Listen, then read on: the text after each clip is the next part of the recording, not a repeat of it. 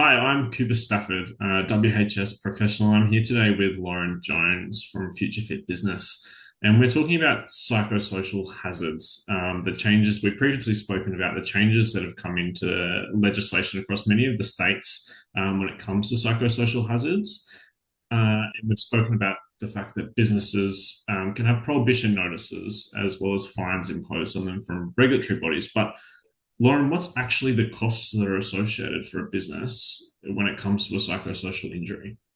Yeah, hi. Thanks, Cooper. Absolutely. There's the obvious fines and having work interrupted, but the real cost of not managing psychosocial hazards that is sometimes not seen is that hidden cost of people not working well together, not working optimally, productivity cost that is not actually necessarily measured. So yes, there's people taking sickies because they're not happy at work.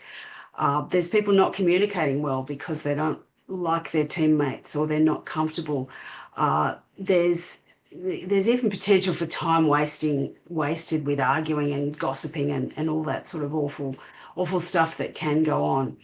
Um, what we don't want is people working against each other. We really want people working with each other.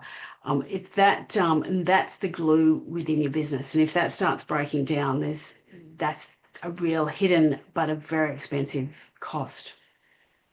Yeah, exactly, Lauren. And I guess that can completely derail a business from reaching their targets within that given year. If you're not working productively together or the best that you possibly can be as a team, then you're not going to get to your team to your targets as quickly.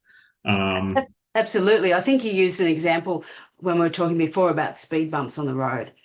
And if you ignore those speed bumps, the speed bumps will slow your team down.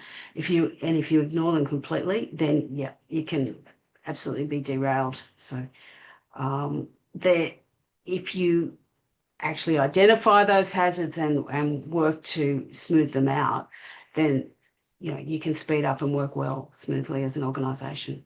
yeah, exactly, Lauren. And I guess the other thing that businesses don't frequently think about is the added costs of rising insurance premiums.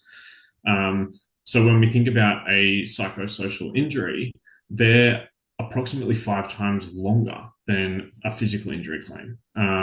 So what that means is by having these huge claims within your workers' compensation insurance, we're also going to see an increase in premiums. Now, if we can prevent that from escalating to that point early, then it's going to make businesses not feel the costs as harshly.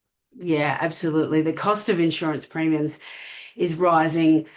It'll rise within the individual company who has these workers' comp claims, but it will also rise across the whole industry as insurance companies try to recoup what's going out. And then there's the individual organisations have to manage people who are away on psychosocial injury time. Where does their work go? They either have to hire additional resources to cover them, or they've got to spread that across everyone else, which raises the stress levels and loading levels. So there's all those additional costs, insurance premiums, uh, covering people off sick and so forth. So yeah, there's real measurable costs as well as all those hidden costs. Yeah, exactly. And I think it's about getting it to a point where the problem isn't snowballing into something massive. If we can target it right in the beginning and really take on the risk management approach and understand what it means to your business, I think from there you can ensure that you're not feeling these costs. Absolutely. We've got to identify those psychosocial hazards, be realistic about them existing because they do exist, and then make sure we've got a risk management plan in place to control and manage and improve on those in each business that we work with. Great. Thanks for your time, Cooper. Thanks, Lauren.